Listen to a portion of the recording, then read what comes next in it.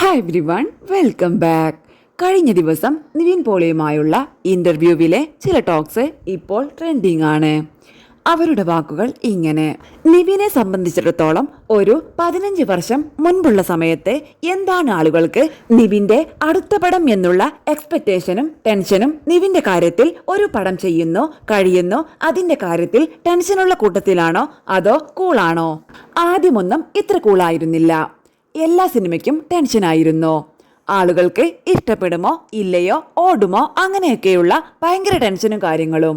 എനിക്ക് തോന്നുന്നു നമ്മുടെ സിനിമകൾ അടുപ്പിച്ച് സക്സസ് ആയപ്പോൾ അടുത്ത സിനിമ സക്സസ് ആയില്ലെങ്കിൽ പ്രശ്നമാകുമോ, അങ്ങനെയൊരു ചിന്ത എവിടെയോ എല്ലാവരുടെയും മൈൻഡിലുണ്ടാവും. അത് ഭയങ്കര ടെൻഷനായിരുന്നു. കുറെ പടങ്ങൾ നല്ലതല്ലാതെ പോയല്ലോ, അപ്പോൾ എല്ലാം സെറ്റായി. അപ്പോൾ ഇനി ഓവറായിട്ട് ടെൻഷൻ അടിക്കുകയോ പ്രതീക്ഷിക്കുകയോ മറ്റോ ഒന്നും വേണ്ട. കിട്ടിയാൽ കിട്ടി എന്ന് പറയാം. ശ്രമിക്കലാണല്ലോ ആദ്യം വേണ്ടത്.